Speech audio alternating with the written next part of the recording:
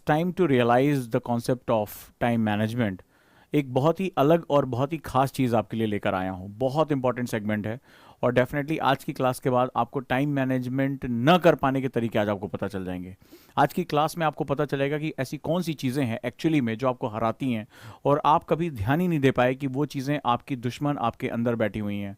अगर हम उन्हें दूर कर दें तो एग्जैक्टली हम जो है जो जिस तरह से टाइम मैनेज करना चाहते हैं वो हमें हासिल हो जाएगा। तो आज की क्लास अगर आप बहुत गंभीरता से कर रहे हैं, बहुत सीरियसनेस के साथ कर रहे हैं, तो मैं बहुत उम्मीद करता हूं कि आज के बाद आपको अपनी बहुत सी कमियों से आज आपका सामना होगा और डेफिनेटली मैं जानता हूं कि आप अपनी कमियों को बहुत आसानी से दूर भी कर पाएंगे। दोस्तों, तो स्वागत है आप सभी का इस मंच पर और टाइम मैनेजमेंट की एक बहुत ही अलग, बहुत ही अद्भुत, जिसके बारे में अभी तक मैंने बात नहीं की है, उन चीज़ों के बारे में आज मैं आपसे बात करने जा रहा हूँ। रेडी हैं? और इस क्लास का पर्पस पहले मैं बताता हूं कि ये क्लास का पर्पस क्या है। आपको सक्सेस में कौन कौन सी दिक्कतें आती हैं, उन सभी चीज़ों के बारे में मैं बात करने आज जा रहा हूं आप सभी से। अगर हम टाइम मैनेजमेंट की बात करें तो एक छोटा सा सेगमेंट होता है जहां पर अगर हम देखें ध्यान से तो इस सेगमेंट को हम थोड़ा सा रियलाइज करें, और वो होता है टॉपर और फेलियर। इन दोनों में एक चीज कॉमन होती है, ध्यान से इस बात को समझना, और उसको हम लोग बोलते हैं 24 आवर्स। ये 24 घंटे इन दोनों के पास होते हैं। वो जो एग्जाम में टॉप करता है, वो जो सेलेक्ट होता है, और वो जो एग्जाम को क्वालिफाई नहीं कर पाता है या अपनी मंजिल से बहुत दूर रह जाता है, इन दोनों के बीच में जो सबसे इंपॉर्टेंट कॉमन चीज होती है वो 24 घंटे 365 दिन ये दोनों के लिए कॉमन होता है। बुक्स की चॉइस हो सकती है, नई एनसीईआरटी, पुरानी एनसीईआरटी, विपिन चंद्रा और तमाम आपको किताबें बताई थी, वो हो सकती हैं, कॉमन भी हो सकती हैं, बट 24 घंटे इन दोनों के पास हैं। अब सवाल है कि ये इन 24 घंटों में अपना आउटपुट मैक्सिमम निकाल पाता है, और इसको पता भी नहीं होता कि टाइम मैनेजमेंट बेसिकली क्या होता है। इसको लगता है कि केवल कोचिंग में एडमिशन ले लिया, फलाना जो है 25-30 नई नई किताबें खरीद ली, 20-25 मैगजीन खरीद लेकर आया और इससे मेरा सिलेक्शन हो जाएगा, और अपने उन 24 घंटों का यूटिलाइजेशन नहीं कर पाता है। और यहां पर क्या होता है, वो टाइम मिस मैनेज कर जाता है। क्या करता है? मिस मैनेज कर जाता है, और एग्जाम के समय उसको याद आता, अरे यार हमसे ये गलती हो गई। और ये जो व्यक्ति होता है ये डे वन से जानता है कि टाइम ही उसका सबसे बड़ा मित्र है और सबसे बड़ा शत्रु है। अगर हम इस टाइम को मैनेज कर पाते हैं तो मेरे लिए सफलता बहुत आसान होगी। आप कहेंगे सर ये सारी बातें मैं जानता हूं, ये सारी चीजों के बारे में मुझे नॉलेज है, तो आखिर आप क्या नया बताने जा रहे हैं? मैं आपको ये बताना जा रहा हूं कि हम ये बात जानते हैं, हम सभी जो भी मुझे ये सुन रहे हैं, हम सभी ये बातें जानते हैं। ये दकियानूसी बातें हैं, ठीक है, ये बातें जानते हैं। मोटिवेशनल स्पीकर से लेकर तमाम लोग ये सारी बातें आपसे कहते हैं, टाइम मैनेज करना चाहिए, फलाना टाइम से पढ़ना चाहिए, टाइम से जो टाइम टेबल बना लेना चाहिए, उसको फॉलो करना चाहिए। ये बातें 50 मोटिवेशनल स्पीकर्स आपको बता चुके होंगे। तो मैं वही बात करने आया हूं? नहीं, मैं एनएलपी ट्रेनर हूं और मैं हमेशा उस कोर टॉपिक पे बात करता हूं जो एक्चुअली समस्या की मुख्य जड़ है। तो जब हम सभी ये बातें जानते हैं कि हमें टाइम मैनेजमेंट कर लेना चाहिए, टाइम मैनेज कर लेना चाहिए, हम सभी ये जानते हैं, हमें सिखाया जाता है, हम सुनते रहते हैं, पढ़ते रहते हैं, वीडियोस पड़ी हुई हैं, तो आखिर हमसे ये हो क्यों नहीं पाता है? प्रश्न है, ये हमसे हो क्यों नहीं पाता? मेरा जो आज की क्लास है वो है टाइम मैनेजमेंट कैसे करें। ये मेरी क्लास नहीं है। टाइम मैनेजमेंट क्यों नहीं हो पाता, क्यों नहीं हो पाता, इसके बारे में। मेरी आज की क्लास है टाइम मैनेजमेंट क्यों नहीं हो पाता। हमें सब पता है, यह ज्ञान हमें बहुत लोगों ने बघारा है, हमने हर जगह सुना, फिर ओजांग सर भी यही बात बघारेंगे, फर्क क्या पड़ेगा। हम इसके बारे में आज बात करने जा रहे हैं कि भैया ठीक है, तुमने मुझे बहुत ज्ञान दिया कि टाइम मैनेज करना चाहिए, टाइम से पढ़ना चाहिए, सुबह जल्दी उठना चाहिए, इतने घंटे पढ़ना चाहिए, ये सारा बवाल ठीक है, लेकिन इसके बावजूद भी अगर मैं अपने टारगेट्स पूरे नहीं कर पा रहा हूं तो आखिर किस कारण से नहीं कर पा रहा हूं? आखिर टॉपर के पास भी 24 घंटे, मेरे पास भी 24 घंटे, मैं ये बात जानता हूं, मेरा एग्जाम आज से 365 दिन बाद है, फिर भी मैं क्यों डेली के डेली अपना टाइम वेस्ट करता हूं, या मैं हैबिचुअल हो गया हूं टाइम वेस्ट करने का। अगर मुझे मेरे टाइम रॉबर्स पता चल जाएं, यानी समय चुराने वाले कारक पता चल जाए तो मैं एक बार बीमारी जब पता चल जाती है तो इलाज संभव हो जाता है। एक बार बीमारी मुझे पता चल जाए कि एक्चुअली में प्रॉब्लम क्या है, मेरे एक 24 घंटे में, मेरे एक दिन में वो कौन कौन से फैक्टर्स हैं जो मुझे टाइम मैनेजमेंट नहीं करने दे रहे हैं, उसके बाद तो फिर मैं बहुत आसानी से उसको कर सकता हूं। तो ये ज्ञान से मेरा काम नहीं चलने वाला है। मुझे एक्चुअली में बीमारी का सही तरीके से डायग्नोस करना है, सही तरीके से पता करना है, और एक बार बीमारी सही तरीके से पता चल गई तो आसानी से हम लोग क्या कर पाएंगे, हम लोग जो है इसका इलाज कर पाएंगे। लेट्स स्टार्ट इट, हम शुरू करते हैं। अगर मैं बात करूं आपसे कि हम टाइम मैनेज क्यों नहीं कर पाते हैं, उसके पीछे सबसे बड़ा जो सेगमेंट होता है वो होता है माइक्रो मैनेजमेंट। एक सेगमेंट सा, एक स्टूडेंट जो एग्जाम में टॉप करता है, जो टेस्ट में जो है टॉप करता है, और एक एग्जाम जो उसी क्लास में पढ़ते हुए अपने सब्जेक्ट से, अपनी पढ़ाई से दूर हो जाता है और उसका जो है बोझ भरता चला जाता है, वो अपने टास्क पूरे नहीं कर पाता है, लास्ट में उसका सिलेबस छूट जाता है। आखिर उसमें और इसमें बेसिक अंतर क्या होता है? टीचर दोनों के लिए समान है, किताबें समान है, और वो चीज होती है उस 24 घंटे को वो मैनेज कैसे कर पाता है। और सबसे बड़ी बात, जो हमारे सामने हमारे दुश्मन है, जो हमारे टाइम को खत्म कर रहे हैं, हम उनको पहचान के उनको अवॉइड कैसे कर पाते हैं। जानते हैं जो ये टॉपर्स होते हैं, आप सभी सोचते होंगे कि मेरी भी रैंक नंबर 1 आए, मैं भी टॉप रैंक में आऊं। तो जो ये टॉपर्स होते हैं वो बेसिकली ये जानते हैं कि कौन सी चीजें मुझे मेरे लक्ष्य से दूर कर रही हैं, और उनको वो बहुत ही बेदर्दी से अपने जीवन से हटा देते हैं।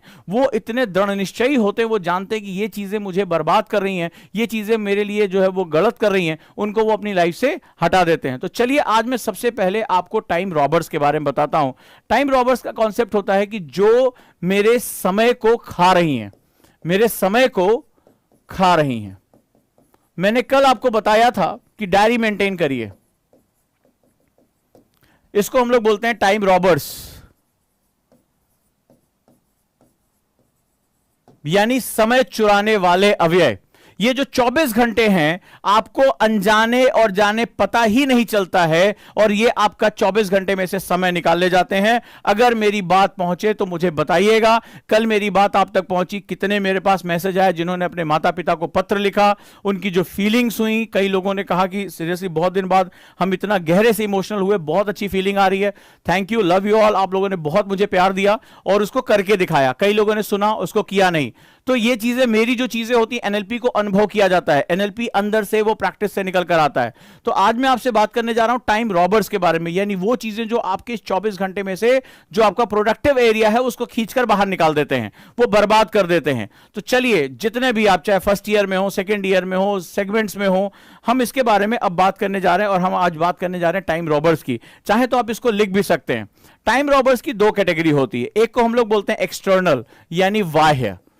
एक्सटर्नल, जानते हैं आपका दुश्मन कोई और नहीं है, आपके अंदर ही बैठा हुआ है, आपके आसपास ही है, जो आपको सफल होने नहीं देता है, आपको आपके लक्ष्य से दूर लेकर चला जाता है। और आप मिसमैनेज हैं, आप अनट्रेंड हैं, इसी वजह से आप सफल नहीं हो पाते। कई बार लोग कहते हैं सर मैं बहुत कमजोर हूं, मैं लगता है मेरा भाग्य अच्छा नहीं है, मैं ऐसा लगता है इस एग्जाम के योग्य नहीं हूं। ऐसा कुछ नहीं है। यहां सिर्फ मैटर है कि आप ट्रेंड हैं या अनट्रेंड हैं। ट्रेनिंग का मतलब होता है कि क्या आप अपने इस 24 घंटे को सही तरीके से इस्तेमाल करने योग्य हैं, उसको आपको उसके गुण रहस्य पता है या नहीं पता है। और आपको हराने वाला कोई नहीं है, कोई आपकी किताबें आके नहीं फाड़ जाता, आंखों पे पट्टी नहीं बांध देता, नशीली दवाएं नहीं खिला देता, आपको कोई बेहोश नहीं कर देता कि आप पढ़ नहीं पा रहे, कोई कुछ नहीं होता है। ये सारी बेहोशी मदहोशी सब तुम्हारे यहां दिमाग में चल रही होती है। चलिए हम लोग बात करते हैं एक्सटर्नल यानी बाह्य टाइम रॉबर्स, यानी कि समय चुराने वाले। सबसे पहले बात करते हैं नंबर 1, इनकी लिस्ट बनाइए और देखिए आपका कौन सा हो सकता है टाइम रॉबर्स, वो मुझे आप मैसेज करके बताएंगे। सबसे पहली बात, incomplete information to act. Incomplete information to act बहुत इंपॉर्टेंट है, और सबसे बड़ा बॉम्ब यही है, यानी किसी काम को करने की अधूरी जानकारी। किसी काम को करने की अधूरी जानकारी मतलब क्या हुआ? जैसे सर मैं आईएएस की तैयारी करना चाहता हूं या चाहती हूं, बहुत बढ़िया बात है। सर मुझे सन 2023 में एग्जाम देना है, बहुत अच्छी बात है, ठीक है, यह इंफॉर्मेशन आपके पास है। सर मैं आईएएस की तैयारी शुरू कर चुका हूं या कर चुकी, बहुत अच्छी बात है। सर मैंने एडमिशन ले लिया, बहुत अच्छी बात है। But what the next step? और आपने कहा सर मैंने विपिन चंद्रा पढ़नी शुरू कर दी, मैंने कहा बहुत अच्छी बात है। लेकिन अगला क्वेश्चन यह है, अब जरा मेरी बात को ध्यान से सुनना और समझना कि विपिन चंद्रा, मान लो मैं कहता हूं 500 पेज की एक किताब है, इसमें से क्या पढ़ना और क्या नहीं पढ़ना है, क्या मेरे लिए इंपॉर्टेंट और क्या नहीं है।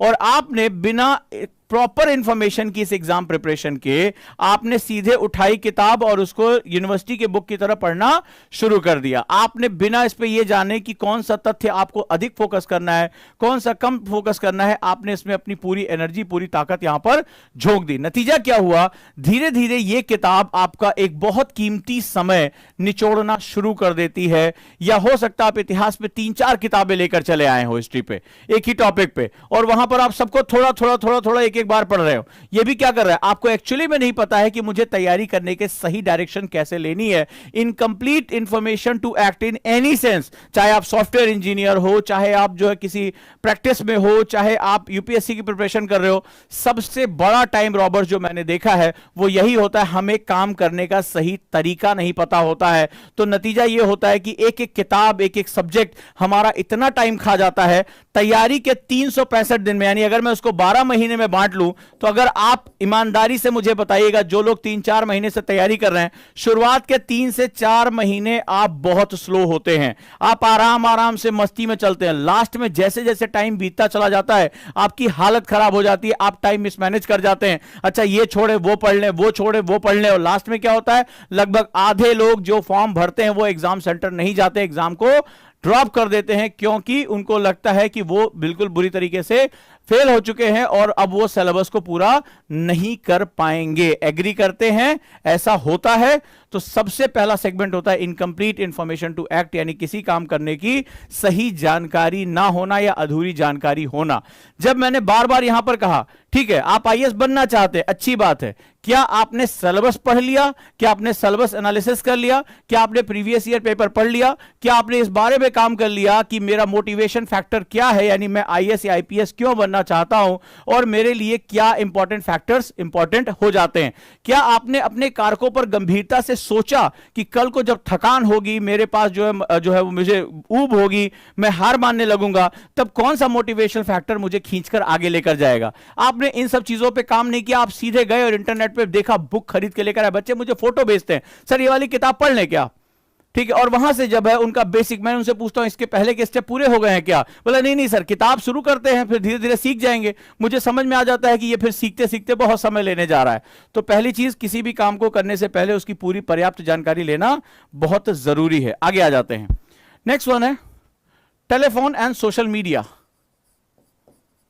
टेलीफोन एंड सोशल मीडिया, एक आंकड़ों के हिसाब से आज की डेट में एक यूथ बहुत बड़ा टाइम स्पेंड करता है इस सोशल मीडिया पे।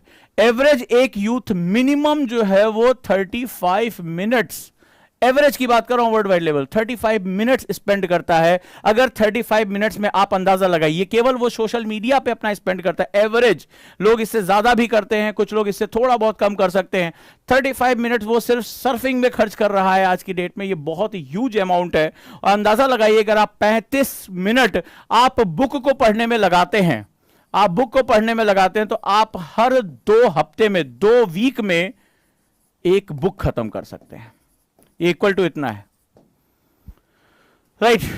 ये जो आप सर्फिंग में लगा रहे हैं, जैसे आप जो है वो फोटोज देख रही है, जो आप यहां लगा रहे हैं, इसकी कीमत है कि आप हर 2 हफ्ते में एक किताब खत्म कर सकते हैं। इतना टाइम स्पेंड करने के बाद आप अंदाजा लगाइए कि आफ्टर 1 ईयर आपकी क्या स्थिति होगी, आप अपने कॉम्पिटिटर से कितना पीछे होंगे। आप दोनों ने, इसने जो टॉपर आज कहलाया है और ये जो आज फेलियर कह रहा है, इन दोनों ने अपनी जर्नी एक साथ शुरू की थी, एक ही समय पे शुरू की थी, एक ही जगह से शुरू की थी। लेकिन जो टॉपर है उसको अपने टाइम रॉबर्स के बारे में पता है, कौन मेरा समय चुरा के लेके जाता है। और जो फेलियर होता है वो एक अलग मुगालते में, एक अलग जो है वो नशे में रहता है, और उसका नतीजा होता है कि वो धीरे धीरे जो कंपाउंडिंग इफेक्ट होता है, यानी सक्सेस का कंपाउंडिंग जो होता है, उसको बनाने से चूक जाता है। आप अंदाजा लगाइए कि हर महीने 2 बुक नहीं पढ़ लेना, यानी कि 12 महीने में 24 बुक्स एक्स्ट्रा पढ़ लेना, यानी 24 बुक्स की नॉलेज इस व्यक्ति की 1 साल बाद इससे ज्यादा होगी। आप अंदाजा लगा के देखिए इसका नॉलेज बेस कहां से होगा। कोई एक्स्ट्रा टाइम नहीं, कोई एक्स्ट्रा सेगमेंट नहीं, सेम टाइम में जहां पर ये व्यक्ति अपना टाइम बर्बाद कर रहा है, ये व्यक्ति अपना जो है वो बेस बनाता जा रहा है। 35 मिनट आपको लगा 35 मिनट तो चिल मारते यार, भाई को रिलैक्स भी तो चाहिए, माइंड को रिलैक्स भी तो चाहिए। लेकिन रिलैक्स की कीमत आप देखिए क्या है, रिलैक्स की कीमत देखिए, ये टॉपर उस रिलैक्स की कीमत, उस रिलैक्स के टाइम को वो 24 किताबों में कन्वर्ट कर देता है। इन दोनों की नॉलेज में 24 बुक्स के बराबर डिफरेंस आएगा, और आप जानते हैं कि ये डिफरेंस जमीन आसमान का अंतर पैदा कर देता है। फिर हम केवल टॉपर्स की फोटो लगाने को मजबूर होते हैं, हम फोटो में जाने की स्थिति में नहीं आ पाते हैं। क्लियर है? नेक्स्ट वन, अगला अगर हम बात करते हैं, और वो होता है रूटीन प्रॉब्लम। रूटीन बड़ी इंपॉर्टेंट प्रॉब्लम है। जैसे मेरे कई स्टूडेंट हैं जो पुलिस में हैं, अब इनकी ड्यूटी एब्रप्टली लगती है, यह भी बड़ा टाइम रॉबर्स होता है। या जैसे आपका रूटीन, जैसे आप मान लीजिए आपके पास कोई सेगमेंट नहीं है, आप देर रात तक आपने वेब सीरीज देखी, आज अच्छी लग गई। अब वेब सीरीज का एक नशा है, फर्स्ट एपिसोड से शुरू हुआ तो सेकंड, थर्ड, फोर्थ, जब तक वो खत्म नहीं हो जाएगा लोग देखते रहते हैं। मैंने ज्यादातर लोगों से बात किया, वो पूरी सीरीज देख के उठते हैं। अब आप रात में देर से सोए तो ऑब्वियस सी बात है अब आप देर से उठेंगे, यानी जो सुबह आपने 2 घंटे पढ़ने का स्लॉट रखा था वो आपने क्या किया, मिस कर दिया। बोला कल से देखेंगे यार, कल से जरूर पढ़ लेंगे। आपका रूटीन एब्रप्ट है, आप कोई भी शेड्यूल नहीं बना पा रहे हैं, और जब शेड्यूल नहीं बना पा रहे हैं और आप डेली हैजार्डली तरीके से, मतलब आपका कभी आप वेब सीरीज देखने लगते हैं, कभी आप पढ़ाई करने लगते हैं, तो कभी आप उस समय घूमने चले जाते हैं, आपका मूड जो है वो अलग अलग तरीके से होता है। कई बार आप जो गपशप में लग जाते हैं, सोशल मीडिया पे लग जाते हैं। तो बेसिकली आपकी जो बॉडी एंड माइंड है उसको एग्जैक्टली नहीं पता कि ये जो मेरा टाइम स्लॉट है 2 से 4 बजे का या 6 से 8 बजे का, इसमें मुझे एग्जैक्टली करना क्या है। तो जब हमें ये नहीं पता होता, हमारे माइंड को ये चीज नहीं पता होती है कि हमें इस स्लॉट में करना क्या है, तो वो बोर होना शुरू हो जाता है। क्या होता है? वो बोर होना शुरू हो जाता है, और बोर के लिए वो ऑप्शंस ढूंढता है कि यार थोड़ा सा कैसे अपने आप को बोरियत से बचाएं। और जो हमारे पास आज की डेट में हमारे मोबाइल में ही सारा इंफोटेनमेंट अवेलेबल है, सारी चीजें अवेलेबल है, वो तुरंत हमें एक क्लिक पे, एक ऐसा टच मारा, कहीं उठ के ना रिमोट दबाना, कुछ नहीं करना, सिर्फ टच मारा, और फिर तो ऐसी दुनिया खुलती है जो बोरियत के नाम पे आपका दिमाग घंटों आपके लक्ष्य से आपको दूर लेकर चला जाता है। आपको लगता है ये आधा घंटा 1 घंटा क्या फर्क करता है? एक हल्का सा फर्क आपको समझ में आ गया होगा कि ये जो फर्क है वो जमीन और आसमान का फर्क पैदा कर देता है। नेक्स्ट हम लोग बात करते हैं, और वो होता है बेसिकली जिसे हम लोग कहते हैं आउटसाइड एक्टिविटीज, या क्राइसिस मैनेजमेंट भी हम लोग कहते हैं। कई बार क्राइसिस मैनेजमेंट, जैसे जो लोग सेल्स में होंगे वो जानते होंगे क्राइसिस मैनेजमेंट किसे कहते हैं। क्राइसिस मैनेजमेंट यानी कि जब हम आपदा आ जाती है तो उसका प्रबंधन, यानी कि जैसे मान लो एग्जाम आ गया, अचानक से कोई टेस्ट आ गया, जैसे कई बच्चे हैं तो अचानक से स्कूल का जो है अनाउंसमेंट हो गई कि कल टेस्ट है। अब उनको क्लास की पढ़ाई और ये सब अब उनको ध्यान नहीं आता, अब उनको पूरा फोकस रहता है यार वो क्राइसिस मैनेजमेंट करना है। नौकरी में कोई काम आ गया, अब पढ़ाई भूल गई। आपने भी नोटिस किया होगा, अचानक से कोई काम आ गया, कोई प्रोजेक्ट आ गया, सेल्स का रिकॉर्ड मिल गया कि टास्क आपको पूरे करने, अचानक से पढ़ाई लिखाई भूल गई और आप उसमें लग गए। जिसकी वजह से भी क्या होता है, आपका टाइम जो होता है वो किल हो जाता है। ये भी आपका एक टाइम किलर है। और ढेर सारे विजिटर अगर आपके घर में आ रहे हैं, ठीक है, तो क्या हो रहा है, लोग घूमने आ रहे हैं, बात कर रहे हैं, थोड़ा समय आपसे चाहते हैं, और आप भी बड़े सामाजिक हैं, सोशल हैं, तो फिर वहां पर आपको बहुत ज्यादा प्रॉब्लम देखने को मिलती है। These are the outside problems जिसको आपको फेस करना पड़ता है। ये तो हो गया कि जब आउटसाइड मुझे प्रॉब्लम मिलती है, लेकिन इससे कहीं ज्यादा प्रॉब्लम आपके अंदर होती है, और उसको मैं अब आपको बताने जा रहा हूं, and that is inside problems, यानी कि इंटरनल। ये बहुत इंपॉर्टेंट है। बेसिकली ये वो चीज है जो आपको हराती है, ये आपके हार के लिए ये जिम्मेदार होता है, या आपके अंदर ही ये सारी प्रॉब्लम है। इंटरनल ही कई बार एक्सटर्नल जो टाइम किलर्स होते हैं, टाइम रॉबर्स होते हैं, उनके लिए प्रेरित करता है। तो आंतरिक रूप से मेरा समय कौन चुरा रहा है? मैं कमरे में एकांत में बैठा हूं, किताब भी सामने खुली हुई है, ठीक है, एकदम माहौल शांत है, पढ़ने के लिए बिल्कुल पर्याप्त है, फिर भी नहीं पढ़ा जा रहा है, फिर भी दिमाग उड़ गया, कहीं का कहीं चला गया, फिर भी भटकते रह गए, फिर भी 2 घंटे कुर्सी पे बैठे रहे और आउटपुट कुछ नहीं निकला, कुछ सोचते रह गए, क्या चीज थी? तो इंटरनल प्रॉब्लम जो होती है आपकी हार का सबसे बड़ा कारण होता है। चलिए अगर हम बात करें, सबसे पहला और बहुत ही अजीबोगरीब चीज बताऊंगा मैं, यहां विचार बहुत ज्यादा आ रहे हैं, भटक रहा है, ना ना ना, सबसे पहले देखते हैं आखिर ये विचार क्यों आ रहे हैं, दिमाग क्यों भटक रहा है, क्यों 1 घंटा 2 घंटा कुर्सी बैठे रहे और कुछ नहीं आउटपुट निकला, ये तुम्हें समझना पड़ेगा। चलिए शुरू करते हैं। सबसे पहले हम शुरू करते हैं, और जब हम पहला हमारा इंटरनल सेगमेंट होता है, आखिर दिमाग क्यों भटक रहा है, क्यों तुम फोकस नहीं कर पा रहे हो एक सब्जेक्ट पे, क्यों एक सब्जेक्ट पे अपनी महारत को नहीं हासिल कर पा रहे हो, यह जानना तुम्हारे लिए बहुत जरूरी है। और उसको बोलते हैं पहला segment, trying to do so much.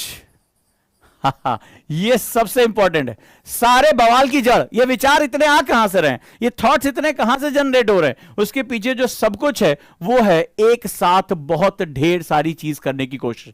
एक साथ बहुत ढेर सारी चीज करने की कोशिश।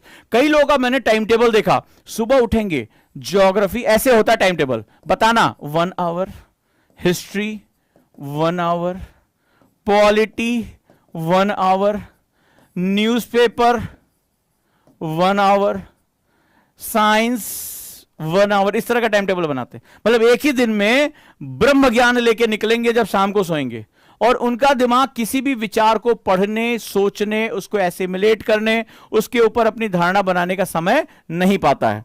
According to the my experience, कहते ना, एक कहावत हमारे बहुत पहले कही, आधी छोड़ सारी को धावे, आधी छोड़ सारी को धावे, आधी मिले ना सारी पावे। ये बिल्कुल वही है, ठीक है। रशियन प्रोवर्ब में कहा गया, when you chasing 2 rabbits at the same time you will get neither one. जब आप एक साथ 2 खरगोशों का पीछा करते हैं तो आपको एक भी नहीं मिलता है, दोनों आपको अलग अलग डायरेक्शन में भगा ले जाएंगे। यानी द वन थिंग, एक लक्ष्य नहीं हुए हैं, ये सबसे बड़ी प्रॉब्लम है। क्यों? क्योंकि जब आप ये पढ़ रहे हो तो आपको इसकी याद आती है, जब ये पढ़ रहे हो तो आपको इसकी याद आती है, या ये सोचते यार ये बोर लग रहा है, चलो थोड़ी देर पॉलिटी उठा लें। तो थोड़ा थोड़ा पढ़ने के चक्कर में कुछ नहीं आपको मिलता है। मुझे बताइएगा ये बात सही है या नहीं सही है। तो ये जो पहली चीज है वो आपका सबसे बड़ा क्या होगा, ढेर सारे विचार पैदा करता है ये। फिर जो चीज पूरी नहीं हुई 1 घंटे में, आपने कहा 20 पेज पढ़ूंगा 1 घंटे में, नहीं पढ़ पाए, टॉपिक गहरा था, कठिन था, फिर वो दिमाग में घूमता रहता है, यार मैं अपने टारगेट्स पूरे नहीं कर पाया, मैं इसका मतलब जो है अच्छी तरह से नहीं पढ़ पा रहा हूं। तमाम तरह की चीजें आपको यहां पर देखने को मिलती हैं। क्लियर है? So next thing is this कि don't try to do lot of things at a same time. ढेर सारी चीजें एक साथ करने की कोशिश मत करिए, सबसे बड़ा टाइम किलर है। बताइए, एग्री करते हैं आप इस बात को? एग्री करते हैं? क्या मैंने आपकी नब्ज को पकड़ लिया? क्या इस तरह के टाइम टेबल आपने, मेरे पास 50 टाइम टेबल मैंने स्टूडेंट के देखे हैं, मैं तो आपकी ही चीजों पे आपका सेमिनार कर देता हूं। मानते हैं इस बात को? So this is one of the biggest problem. ये क्या होगा, आपके दिमाग को जंबल कराता है, भागता रहता है, आपकी एनर्जी जो फोकस होनी चाहिए वो जंबल करती रहती है। आपको सबसे पहला काम करना है, बहुत अधिक करने की कोशिश नहीं करनी है, for 1 step at a time. जो लोग एक साथ कई जो है वो सीढ़ियां चढ़ने की कोशिश करते हैं वो जल्दी गिरते हैं और उनको लंबी चोट लगती है। जो स्टेप बाय स्टेप आगे चढ़ते हैं, आपको कितनी भी ऊंचाई पर जाना है, याद रखिएगा सीढ़ियां स्टेप बाय स्टेप ही चढ़नी होती हैं। आप धीरे धीरे चढ़ते चले जाएंगे, डेफिनेटली आपको सफलता आपको मिलेगी, आप जिस मंजिल पर पहुंचना चाहते हैं वहां पहुंचेंगे। लेकिन जो लोग हड़बड़ी में चढ़ते हैं, बहुत संभावना है कि उनका पैर फिसल जाए और उनको चोट लग जाती है। Next, procrastination. मैंने आपको हमेशा बताया टाइम किलर टाल मटोल है, इस पर तो मैं पूरी एक क्लास ले चुका हूं। टाल मटोल करने की आदत, प्रोक्रेस्टिनेशन जिसे हम लोग कहते हैं, थोड़ा थोड़ा डिले। जैसे मान लो 10 बजे पढ़ने का टाइम था, मान लो 10 बजे सुबह पढ़ने का टाइम था, अच्छा चल यार चाय पी लेते हैं, थोड़ी देर देख लेते हैं, 10-15 हो गया।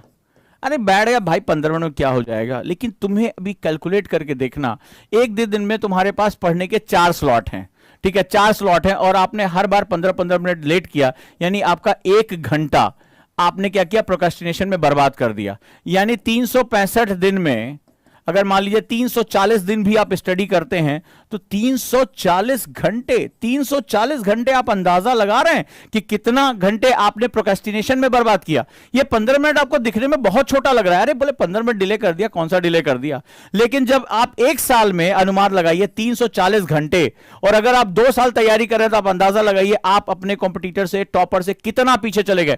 ख्वाब तो आपने टॉपर्स का देखा था, आपने लिखा था फलनवे कुमार आईएएस सन 2024 बैच, दुनिया भर का आपने लिख रखा था। लेकिन आपने सोचा कि आप आईएएस बनोगे कैसे, ये टॉपर, क्योंकि आप तो अपने उसी समय में से इतने घंटे आप गंवा चुके हो। वो 340 घंटे आपसे आगे चल रहा है, प्लस चल रहा है। हो सकता है इसमें उसने जो है 10 किताबें एक्स्ट्रा पढ़ रखी हो सकता है उसने कम से कम 400 आंसर राइटिंग ज्यादा कर रखी हो आपसे। ठीक है, हो सकता है उसने जो है इससे ज्यादा प्रैक्टिस कर रखा हो, आपसे मार्क्स ज्यादा ले जाएगा, क्योंकि उसके पास सबसे बड़ी चीज है जो आप खरीद नहीं सकते बाजार से। किताबें आप 50 खरीद लीजिए, नोट्स खरीद लीजिए, कोचिंग में एडमिशन ले लीजिए, एक चीज आप कभी नहीं खरीद सकते, और वो है बीता हुआ समय। दुनिया का कोई भी व्यक्ति बीता हुआ समय नहीं खरीद सकता। एक बार ये हाथ से गया तो गया। ये बहुत छोटी छोटी चीजें बता रहा हूं, माइक्रो मैनेजमेंट कर रहा हूं। और आप मुझे बताइए, हम 15 मिनट में क्या जा रहा है, 15 मिनट क्या होता है, कितनी बार आपके मुंह से निकला होगा। लेकिन ये 15 मिनट जब कंपाउंडिंग होती है तो जमीन और आसमान का अंतर करता है। 340 मिनट, समझ रहे हो, पूरा का पूरा प्री का कोर्स आप रिवाइज कर सकते हैं 340 घंटे में। 340 घंटे का मतलब आप समझ रहे हैं कि आप पूरी आंसर राइटिंग में अपनी मास्टरी कर सकते हैं। इतना बड़ा सेगमेंट है, और आप अपने मार्क्स को जमीन आसमान के अंदर पर लेकर जा सकते हैं। ये 15 मिनट इतना बड़ा अंतर पैदा कर देता है। अगला स्टूडेंट के लिए थर्ड पॉइंट, और वो होती है मेसी डेस्क। आप जो पढ़ने की मेज में बैठते हैं, अक्सर ये मेरे साथ भी हो जाता है कई बार, तो उसमें ढेर सारी किताबें, न्यूज़पेपर, इधर ढेर सारी जो है वो मैगजीन्स, ये सब आपने ढेर लगा रखा है। कई बार मैंने वीडियो देखा, आजकल फोटो वोटो लोग जो है इस तरह लगाते हैं, खूब किताबों की ऐसे लाइन लगा लेते हैं, खूब किताबों की सुंदर सुंदर, और वो वीडियो डालते हैं। पता नहीं उनसे किसी ने पूछा कि तुम्हारा सिलेक्शन हुआ कि नहीं हुआ कभी। वीडियो तुमने आजकल इंस्टाग्राम पे पोस्ट लग दिया है, क्लासरूम अपनी कमरे की फोटो लगाते हुए, कि पूरा एकदम भर दिया है जबरदस्त तरीके से किताबों से, वो ढेर के ऊपर ढेर, नोट्स के ऊपर नोट्स, मैगजीन के ऊपर मैगजीन। होता क्या है, जब मेसी डेस्क होती है, पेपर वेपर सब जो है वो ढेर के ढेर लगा रखे। पहली बार जब आप पढ़ने बैठते हैं तो आपका बहुत ज्यादा समय अपने काम की चीजों को ढूंढने में निकल जाता है। पेन कहां है, पेपर के नीचे घुसा पड़ा है, ठीक है, पहला तो सेगमेंट हो गया। दूसरा सेगमेंट ये होता है जब आपके पास ढेर सारे ऑप्शंस होते हैं, आप अपने दिमाग को क्या दे रहे हो, ऑप्शंस देख रहे हो। जैसे ही आपका दिमाग बोरियत होता है, यहीं पर फंसता है, टॉपर और फेलियर के बीच में सबसे बड़ा अंतर यहीं आ जाता है। जैसे ही आपका दिमाग बोरियत में जाता है, छोड़ यार ज्योग्राफी की वजह, चल यार थोड़ी देर करंट अफेयर्स की मैगजीन देख लेते हैं, होता है, चल यार थोड़ा सा कुछ और टॉपिक देख लेते हैं, थोड़ा सा कुछ नई चीज देख लेते हैं, थोड़ी देर अब बोर हो रहे हैं यार। और फिर क्या होता है कि आप एक सब्जेक्ट शुरू करते हैं, दूसरे पे जंप कर जाते हैं, तीसरे को उठा लेते हैं, और एक्चुअली में कहीं नहीं पहुंचते हैं।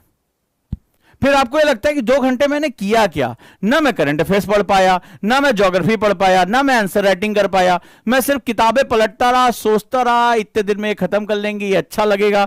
राइट और नॉट राइट, मुझे ये बताइएगा, ऐसा होता है कि जब मेसी डेस्क होती है, जब आपकी डेस्क क्लीन है, आपको जो मुझे बुक पढ़नी है, जो मुझे नोट चाहिए, जो मेरा पेन है वो मेरे पास रखा है, और उससे ज्यादा कुछ भी कोई फालतू चीज नहीं, कोई मोबाइल नहीं रखा है, कोई कुछ नहीं रखा है, आप आराम से लंबे समय तक पढ़ते हैं। आप अपना मोबाइल भी रख लेंगे, सोशल मीडिया ऑन भी कर लेंगे, किताबें ढेर सारी रख लेंगे, न्यूज़पेपर भी रख लेंगे, थोड़ी थोड़ी देर आप थोड़ा सा पढ़ते हैं, ला यार जरा न्यूज़पेपर में जोड़ के देखें इसमें क्या है। अब पता चला न्यूज़पेपर उठा लिया तो 4, अरे अफगानिस्तान में इतने लोग मर गए, फिर आप वहां पे घुस गए, फिर आधे घंटे बाद अबे मैं तो ज्योग्राफी ढूंढ रहा था, ये मैं कहां अफगानिस्तान में घुस गया, फिर थोड़ी देर बाद ये आता था, लेकिन तब तक आपका क्या होता है, एक बहुत बड़ा टाइम बर्बाद हो जाता है। तो कोशिश करिए इंटरनल जो आपकी ये जो डेस्क है उसको क्लीन करके रखिए, उसमें उतनी चीज रखिए जो आपके काम की है, बाकी सबको हटा दीजिए, लॉक कर दीजिए, ताकि जब दिमाग आपका ऑप्शंस ढूंढे कि चल यार कुछ और देखते हैं, तो उसको बोला चल बैठ यहां पे चुपचाप, ये खत्म करके उठना है आज। तो तुम्हारा दिमाग हमेशा जो होता है, mind is like a monkey, बंदर की तरह है, तो ये कूदता रहेगा, इसको तुम्हें कंट्रोल करना है। टॉपर कंट्रोल कर ले जाता है, और जो नहीं कर पाता है वो फिर कहता है कि भैया ये हमारा 5वां अटेम्प्ट है, देखते हैं प्री निकलता है कि नहीं निकलता है। तो कहानियां तो हर कोई सुना रहा है, तुम भी सुनाइए, वो भी सुनाए, इसमें कोई भी बड़ी बात नहीं है। एंड द लास्ट वन, ये मैंने देखा आज के यूथ में बहुत ज्यादा प्रॉब्लम है, और मुझे बताना ये है या नहीं है। बहुत ढेर सारे लक्ष्य बना लेना। मेरे पास बच्चे आ रहे हैं, ढेर सारे इस तरह के, बहुत ढेर सारे लक्ष्य बना, टू मेनी गोल्स, ऐसे होता था। देखो ये स्टूडेंट ने शुरू किया, सर, हाँ बेटा, सर मुझे आईएएस बनना है, बहुत बढ़िया बेटा, शाबाश। ये रहा, सर मुझे दिमाग में लबासना है, अब देखना क्या होता है, सर मुझे लबासना पड़ता है, हाँ बेटा बिल्कुल, पढ़ाई शुरू करो, बहुत बढ़िया। 1 महीना 2 महीना बीता, तब तक सर वो पीसीएस का फॉर्म निकला हुआ था, एग्जाम है, दे आए, कोई बात नहीं बेटा। अब गए यहां से हटे, अब यहां तैयारी करें, मान लो 15 डेज तैयारी की है, एग्जाम दे के आए, सबको पता 15 दिन में होना नहीं है तुम्हारा। फिर वापस लौटे, बोले नहीं सर हम आईएएस की तैयारी दोबारा शुरू करना चाह रहे हैं, 1-2 दिन रेस्ट करके आप लौटे। लेकिन आपका क्या हुआ, एक अच्छा खासा टाइम खराब हो गया। फिर सोचे फलानवा का एग्जाम देना है, फलानवा का एग्जाम देने चले गए, वो कोई और XYZ एग्जाम दिया, फिर यहां से लौटे। ठीक है, खैर यहां तो नहीं पहुंच पाओगे, लेकिन आप जिगजैग करते रहोगे। ठीक है, तो क्या होता है, आप ढेर सारे गोल बना लेते हो। ढेर सारे गोल में कई बार इंटरनल, मान लो एग्जाम आपको ही देना है, लेकिन सर जैसे मेरे कई बच्चों ने कहा सर जो है वो न्यूज़पेपर सर नोट्स कब बनेंगे। अभी आप दूध के दांत आपके टूटे नहीं है, न्यूज़पेपर आपने ढंग से उठाया नहीं। पहले दिन का क्वेश्चन क्या होता है, सर न्यूज़ से नोट्स कैसे बनाए न्यूज़पेपर से। अरे न्यूज़पेपर पढ़ना तो सीख लो, तुमने न्यूज़पेपर से नोट्स, फिर उसमें भी क्वेश्चन पूछते हैं सर नोट्स पॉइंट वाइज बनाए या पैराग्राफ वाइज बनाए। अभी तुमने पहली बार न्यूज़पेपर पढ़ना शुरू किया है, उसको अपनी हैबिट में लेकर नहीं आए हो, और पहले दिन ही तुमने न्यूज़पेपर उठाया, तुम सोच रहे कि पहले दिन ऐसा स्क्रिप्ट लिखें कि सीधे इसी से जो है मेंस का क्वेश्चन बनकर आ जाए। So this is the fact. तो अभी आप स्टेप बाय स्टेप चलने के बजाय आप ढेर सारे लक्ष्य बना लेते हैं। जैसे कई बच्चों ने मेरे से कहा, आंसर राइटिंग की बात हुई, सर मुझसे अच्छा आंसर नहीं लिखा जाता। मैंने पूछा कितने दिन हुए तैयारी के, बोले 20 दिन हुए। मैंने कहा वाह, 20 दिन हुआ, अभी तुमने किताब की ABCD भी नहीं सुनी होगी। आंसर से पहले मैंने राइटिंग एक डायरी लिखने को कहा, तुम सीधे बोल रहे सर आंसर नहीं लिखा जा रहा है, सर थॉट्स नहीं जनरेट हो रहे। एक बच्चा बोले सर थॉट्स नहीं जनरेट होते हैं। मैंने कहा भैया कितने दिन हुए तैयारी को, बोला 20 दिन हो गए सर तैयारी करते। बोले बताओ इनको 20 दिन में आंसर भी लिख लेना है, 20 दिन में ये थॉट, मतलब ये तो मुझे लग रहा है कि 30-35 दिन होते होते ये जाके डिक्लेयर कराएंगे लवासना गेट पे, हे खोलो जल्दी मैं आ रहा हूं। तो ये मुझे लग रहा है वहां जाके बोलाएंगे 30-35 दिन में, और मुझे लग रहा है 60वें दिन तक हो सकता है रिटायर भी हो जाए UPSC से।